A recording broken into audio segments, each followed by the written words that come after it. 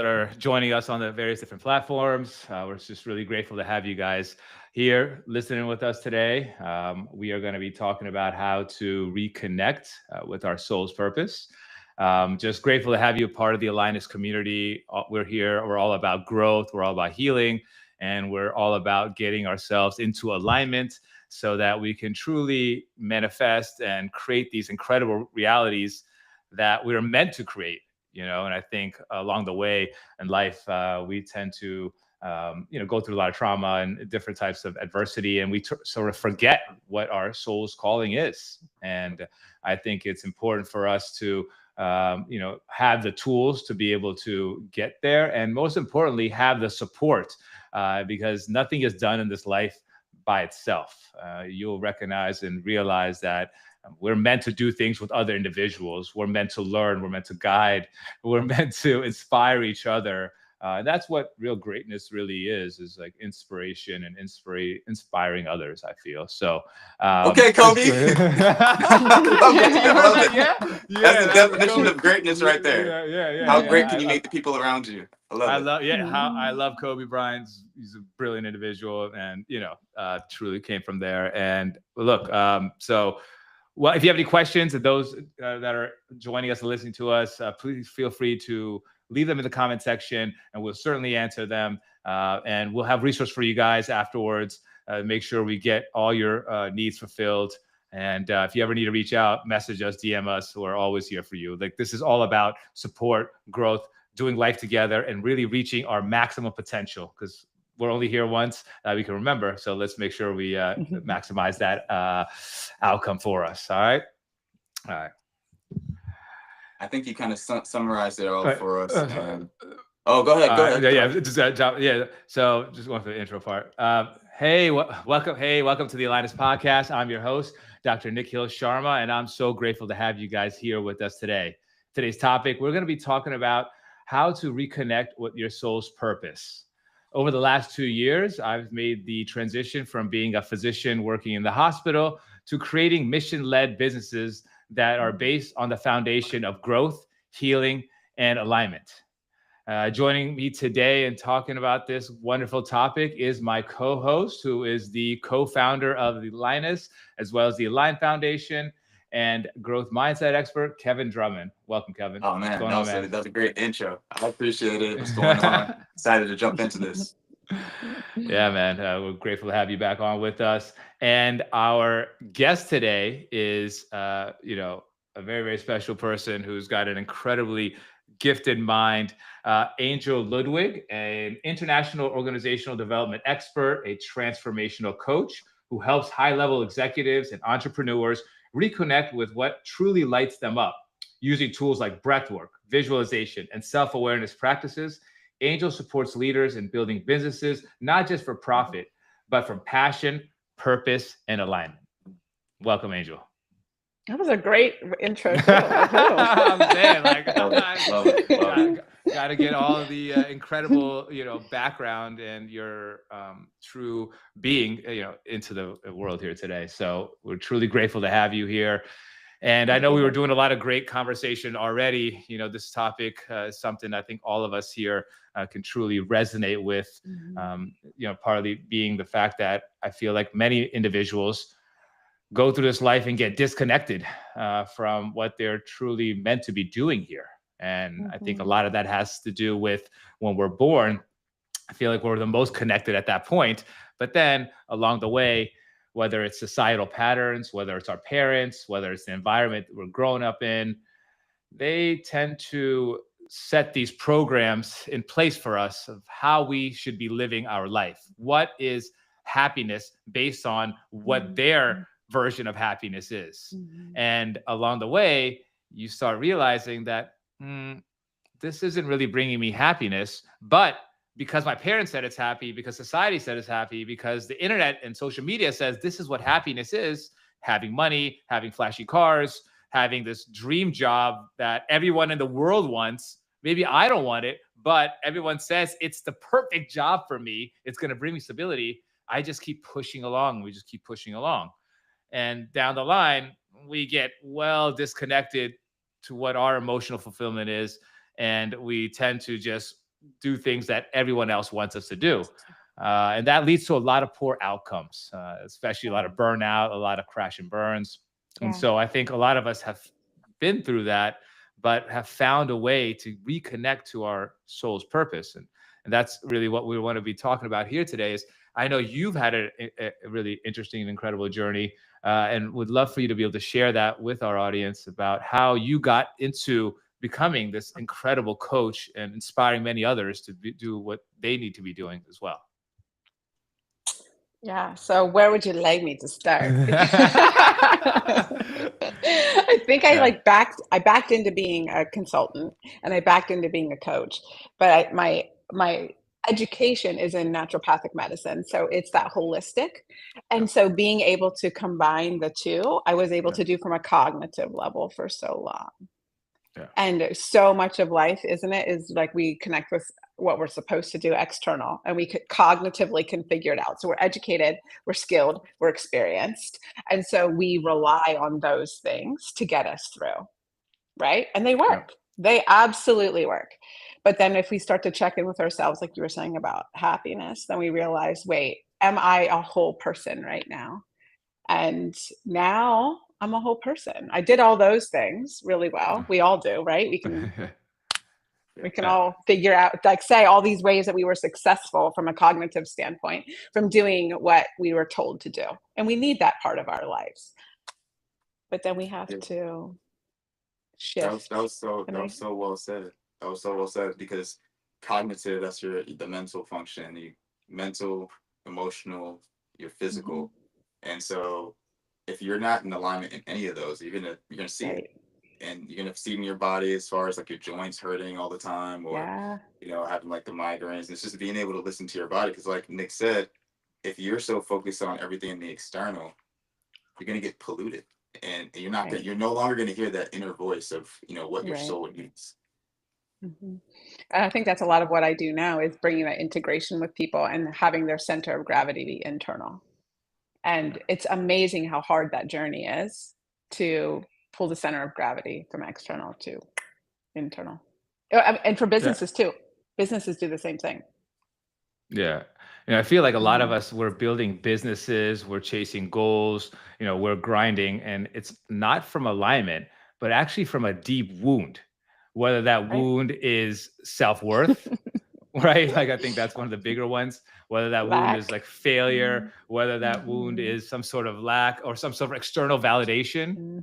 And so anytime we try to do things out of fear and not love, no matter what success we have, it will never be enough, right? And so I know that for me, that similar journey occurred. I went through being a physician. I thought that's what happiness meant for me. I thought becoming this hotshot doctor, having these cars and getting married at a certain age, that was going to bring me what I thought was going to be emotional fulfillment. And, along the way, there was a lot of emotional fulfillment, and I think I want people to be able to understand that is that you may be in a career that you initially started that is incredible. Like you feel this rush, like you feel like you're making a difference. You're excited to go to work every single day. But then along the way, you start dreading showing up to work. You start feeling anxious. You start feeling burnt out.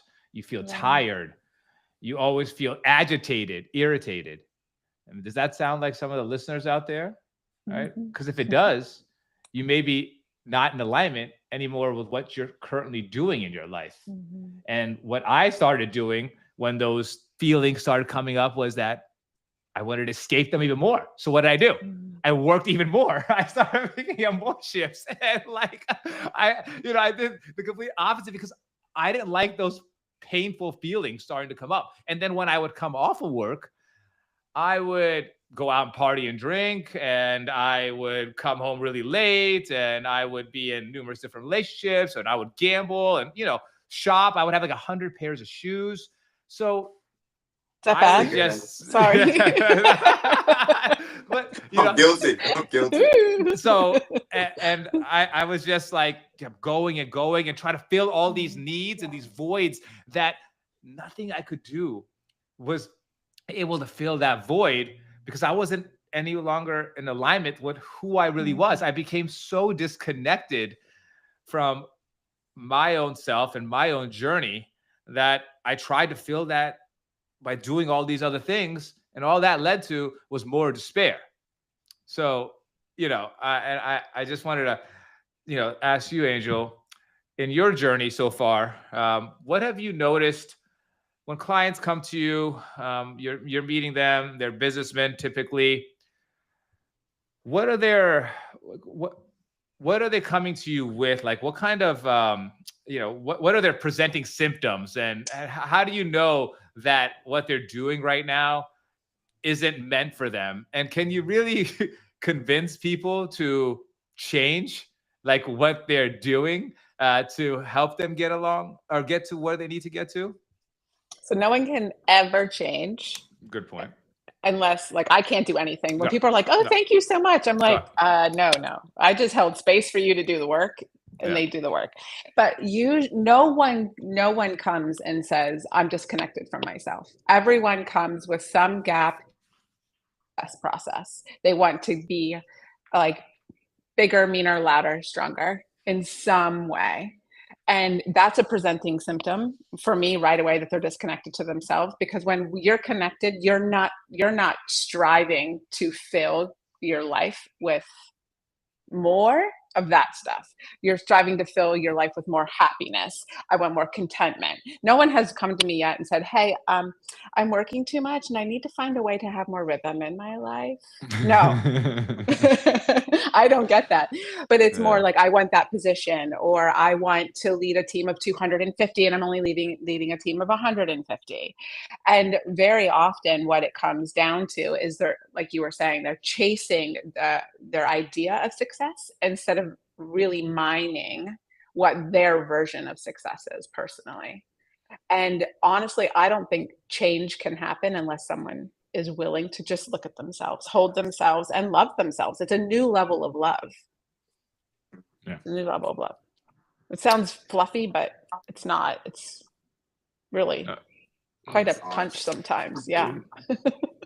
That's why I feel that surrendering was one of the most powerful things I could do, especially when I wanted to make change, because what I was trying to do was trying to control my entire life. I wanted to control my relationships. I wanted to control how I showed up at my job. I wanted to control how I showed up with my family. But when I tried to control, that led to me making decisions that were painful, that caused me to get more upset because I felt resentment because I realized I was making poor decisions. And that led to a cycle of toxicity. And that led to more resentment and more escapism. And as you can see, the cycle just gets worse and worse, you know? And so it's when I surrendered and I accepted the way things were, and I let go of how they need to go moving forward, that really allowed me to step into true, authentic change. And that started for me by first going to a coach and asking them, how can I make myself where I need to get to, which is not a specific place, but a specific internal feeling. I wanted to lose that feeling of lack and void, and I wanted to have true emotional fulfillment. So when people come to you for that, how do you guide them, to what they need to do first? So one of the things that I start out with right away, it depends, like strength inventory and fear inventory right away. But really, like, starting with, there's nothing to prove and there's nothing to protect, that you are exactly what you need to be in this moment. And to know, like, you look in people's eyes and there's panic.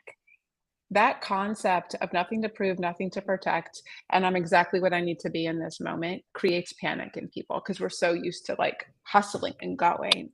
And I cannot believe how simple it is to get that. That's like usually for me the first thing that we work through.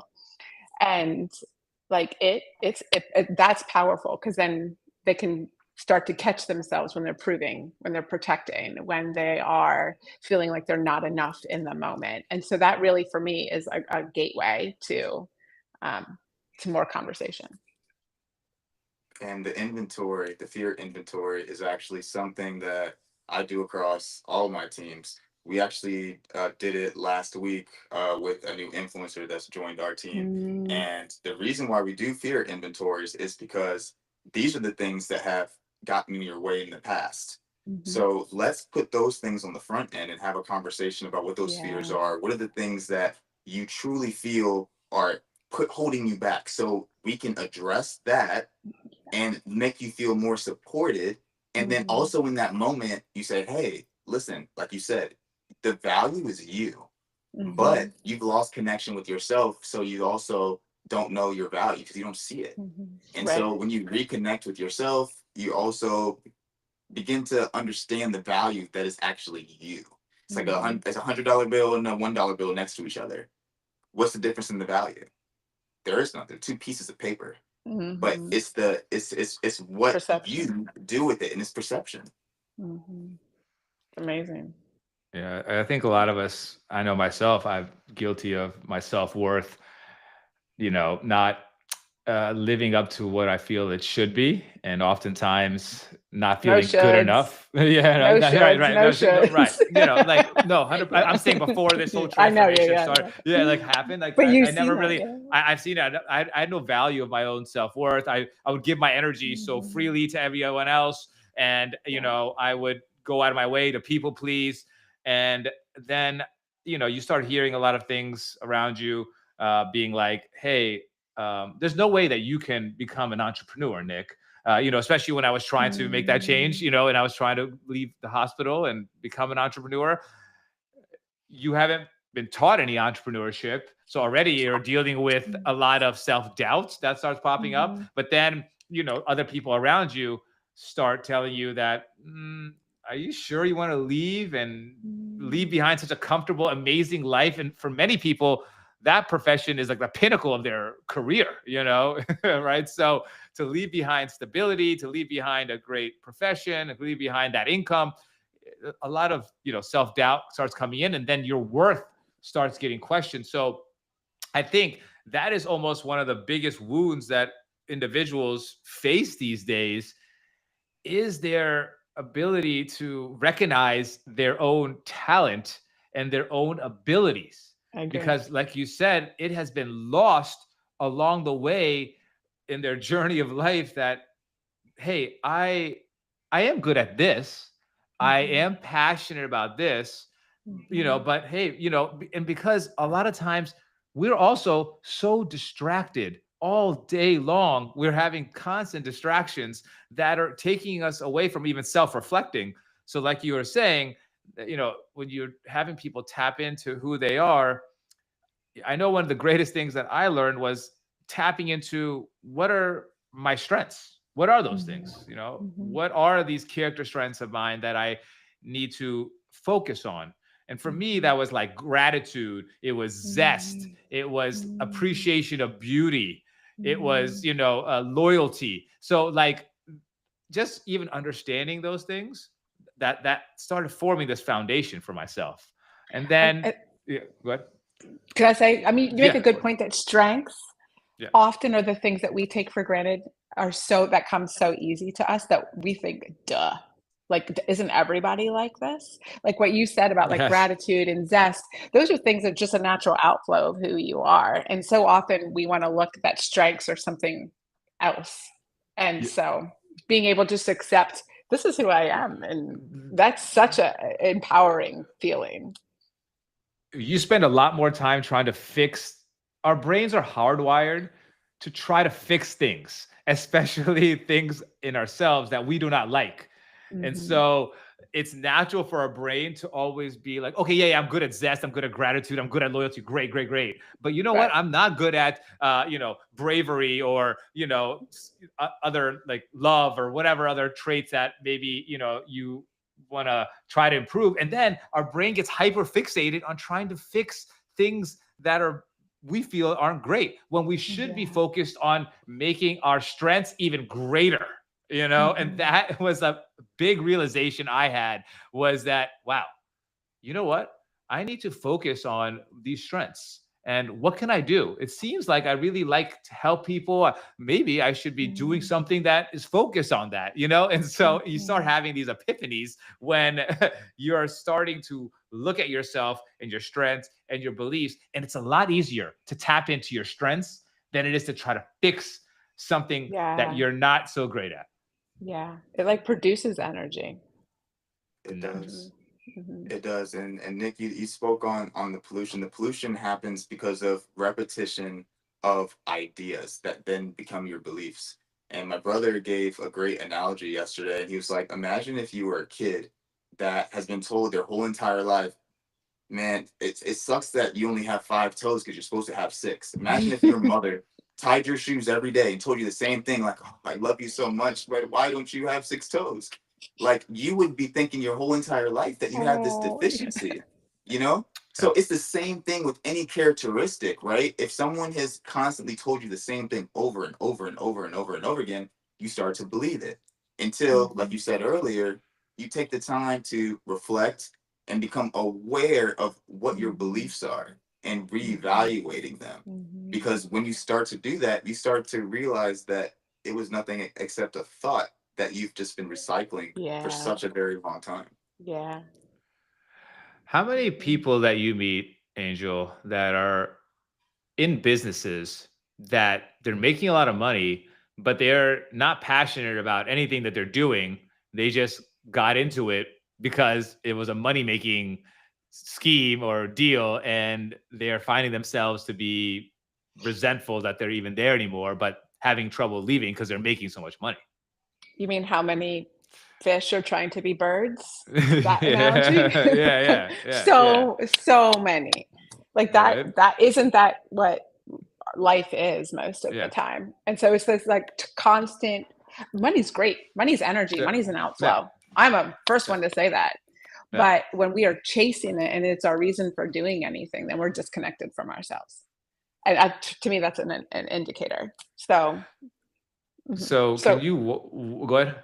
No, I was just gonna say, can you walk us through then, like your whole, what is your step process with these individuals? Like, how do you get them, like, to these awareness or at least epiphanies or aha moments? Like, yo, you're right. I need to make a change, or I need to do this, and you help them make these forward movements into something maybe more passionate.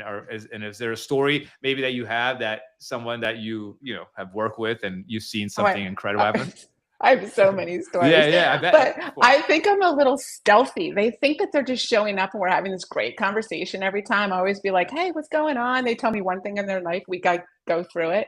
And then they'll look back, because we do like a review every month. And they're like, oh my word, we're actually making progress.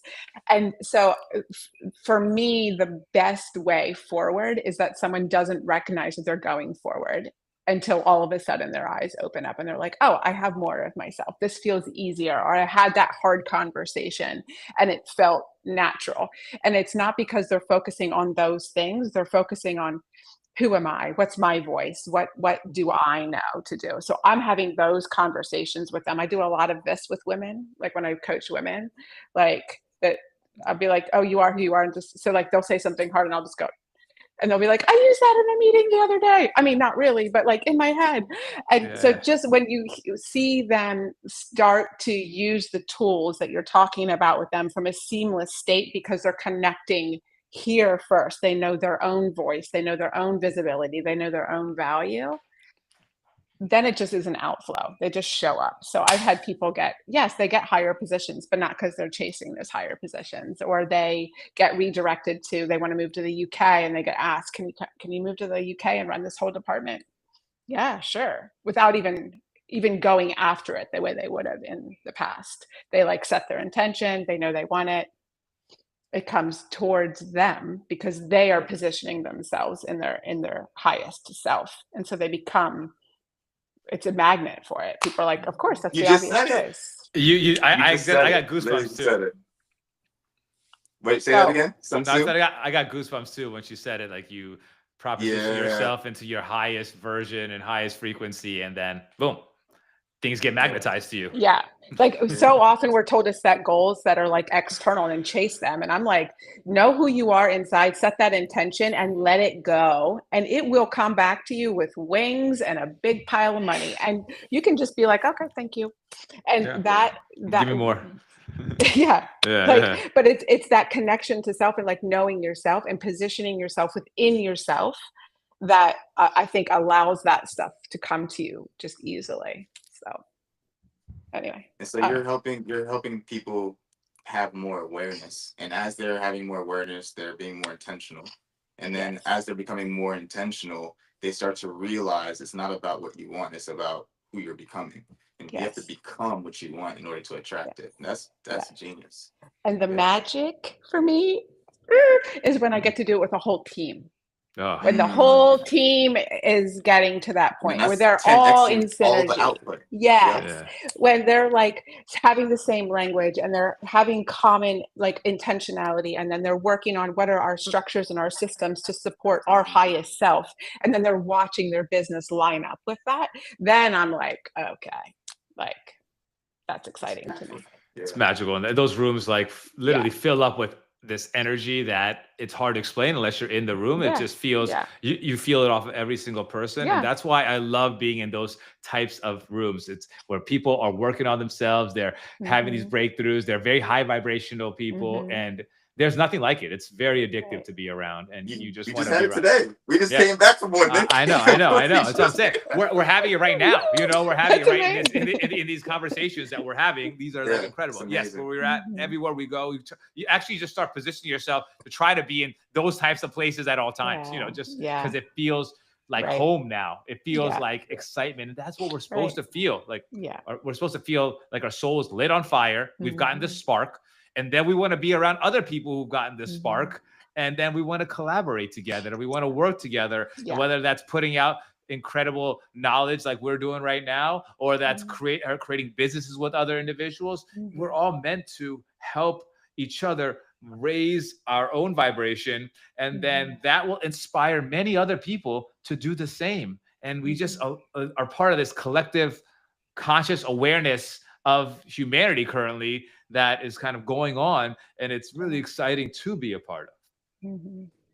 Yeah, because then you don't have tolerance for anything else. No, nothing. Tolerance. It's just like it's just not worth your time. It's like why would I? It's not. No, it's not. Because I remember for a long period of time, I was living in my ego, and I was living in places of guilt and shame and anger. And when you're in that lower vibrational being, you attract lower vibrational experiences, lower vibrational friends, relationships, toxicity. And that cycle just gets vicious and more vicious. And before you know it, you're 10 years into it and you're still trying to claw your way back out. But once you surrender and you start focusing on yourself, and you spend some time in solitude or on your own and not having any distractions, there's like this voice that starts coming to you that starts telling you like, all right, well, Nick, you got to accept what's going on in your past.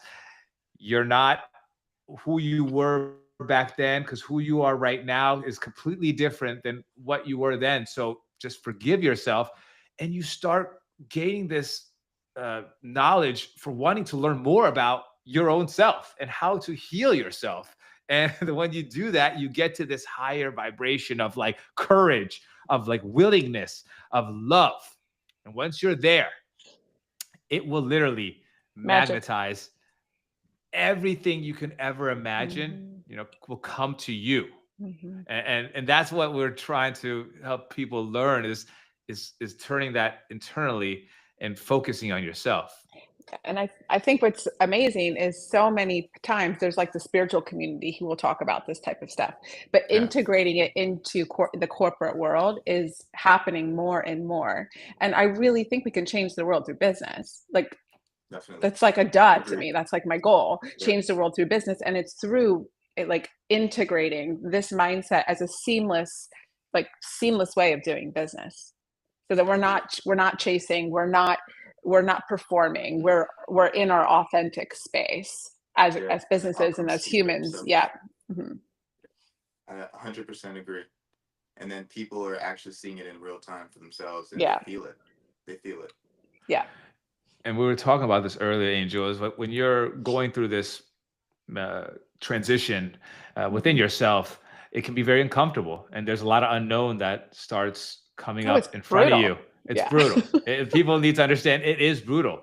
But there is some magic about allowing yourself to step into that unknown and having to figure things out and maybe coming up with new ways of doing things. And that's where our creativity sparks. That's where we're able to tap into our prefrontal cortex, which allows for things like our intuition and clarity and us to think long term, you know. And it's only by going through this process and taking that leap of faith and being in the known can you come up with true innovation, truly great ideas. Because if you constantly stay stuck in your comfort zone, you're only going to be doing things the same way every single time. And when a challenge occurs to you in your business world, you're not going to necessarily always know how to respond to that challenge, or you respond to it the same way you always did. But that same way you always did wasn't bringing you to levels of,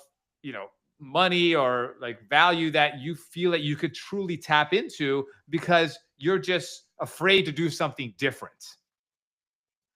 I agree. Can I say something uncomfortable about being uncomfortable? Yes. So often people put themselves in uncomfortable situations because it's to make them uncomfortable, but they're not really listening internally to themselves. So they will almost force themselves into discomfort, but is it aligned discomfort? And yes, that's so well said. Yes. And so that's some of the conversations I have with people is we can run towards discomfort. We can choose discomfort. Sure, we can do that. We can jump out of airplanes, no problem. Like we can do this. But what is your aligned discomfort that your soul is guiding you towards? That is where things start to open up for you. Yeah. And sometimes it is something so simple. It's like quiet, simple, like unsexy behind the scenes that we're doing, that it's like we have to do that level of discomfort. Yeah, like because I think forgive yourself. Yeah, I think I was just picturing myself in all these toxic relationships that I was in, and they were uncomfortable, but I was choosing to be in these uncomfortable situations because to me, the known devil is better than the unknown devil at that time, right? And so I think our nervous system are wired to be around discomfort that's not aligned with us because it finds that comfortable, because we've taught it to be comfortable in those situations, or even in careers or jobs that are very uncomfortable, very stressful, very harmful for us, but we're choosing to stay in those careers because we're afraid of what's out there and what could potentially happen. The fear of failure, the abandonment, rejection, all these wounds just start popping up right when we decide to try. What's wrong with us? I know, and that make us feel like we're like the worst person in the whole entire world. I know. What's wrong with us, man? Guys, but we are here to do things that are supposed to make us happy. I just want everyone to know that. And when you do imagine that, we're supposed to be happy. What are we supposed to be like, miserable on this earth? You know what I mean? I know. But most people are terrified of being happy. Most people are terrified of being content. They're terrified of living their life by pleasure and bliss. They say, oh, there must be something wrong, or they're waiting for the other shoe to drop. And I'm like, ugh. They don't deserve happiness. No. They don't deserve happiness. And, you know, but I know I've been there before, because when I was in that toxic cycle, because I was doing things that were like not I would say in good moral judgment at times, then I would build up this guilt inside of me and be like, you know what, I don't deserve good things. Like, what kind of person would do this to somebody else? Or, you know, those types of thoughts, they creep into people's minds. I can assure you. And when you start thinking that way, when you don't think you deserve things, that's when you know you are in this vicious, toxic cycle, because we all deserve the greatest things to happen to us in this lifetime. We all deserve for us to fulfill what it is our soul is telling us to fulfill. It doesn't matter what you have done in the past. It doesn't matter if you've done some harmful things or if you cheated on somebody or if you've stolen something at some point in your life because you were needing food, because you couldn't afford it. That's a part of life, as you're going to be doing things that are not morally correct, that may be a bad judgment during that time, but that doesn't have to define you and who you are today. Again, that's one of the biggest advice I can give people out there and to leave them with is who you were yesterday does not have to be who you are today. You can forgive yourself for your past. You can ground yourself in the present moment and be like, what is it that I want to accomplish from this day forward? What is it that my soul is telling me? I don't know how I'm going to necessarily make it happen, but I'm going to focus on what it is that truly makes me happy. And I might not know that right now, but I'm going to get to know myself much better over the next couple of weeks. I'm going to create a great relationship with who I am. I'm going to take myself out. I'm going to allow myself to read. I'm going to go on some walks. I'm just going to start loving myself for the first time in my life and really understand who I am, because that's the greatest thing we could do for ourselves in this lifetime is getting to know who you really are and to love yourself. I agree. Well said. Mic drop. This has been an incredible conversation. I hope those that are listening right now have, learned something about just figuring out that part of this life's journey is about reconnecting with who you truly are. Because who you are today at the age of 30 or 40 or 20 isn't who you were, when you were 10. And we haven't had time to really assess those aspects of us that have changed. We've just been go, go, go, go.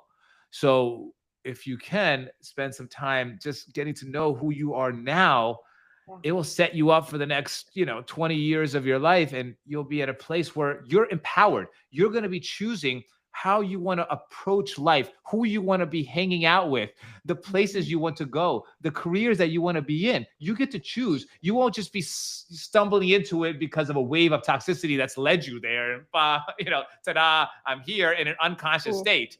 Imagine being conscious, and making those decisions. You start going at this skyrocketing pace that it's hard to explain unless you're in that flow state. And our goal here is to get people to that flow state. So Kevin, what are some final thoughts you have for people that are trying to reconnect with themselves? Well, I think it's amazing that your thoughts of like AlignUs and the logo and what it would look like is directly related to this. Can you scoot back a little bit, Nick? Yeah. Scoot back a little bit. So you got the 3 lines on AlignUs, 3 boxes. So this is what everyone should be learning, right? There's 3 lines in AlignUs. You have the mental, right? You have the emotional, you have the physical. All those are boxes. You should be checking in with yourself every single day. How am I feeling mentally? Do I feel anxious? Do I have a headache? Do I feel foggy? Can I not think, right? How do I feel emotionally? Do I feel loved? Like, do I feel sad? Do I have that weird feeling in my stomach, like in my sacral plexus? And then physically, like, how do my joints feel? Like, do I feel tight? Do I feel achy? And then, like Nick said, if one of those boxes aren't checked off, do something about it and prioritize that, because by being intentional about getting that box checked, that's the greatest form of self-love. So check in on those 3 boxes: mental, emotional, physical. And that's how you find true alignment, because that comes down to peace. You're finally in alignment, and that's because you prioritized yourself, you checked in with yourself, and now you're checking off all the boxes. I agree. Well said. And Angel, any final words for our audience? Check in and stay present. That's it. Stay like said. That whole presence. That's it. I love it. Mic drop. That's it. Well, look, we thank everybody that out there that's listening to us today. We're so grateful to have you guys a part of this conversation. And for more resources, we'll have things in our description. And until next time, peace. Bye.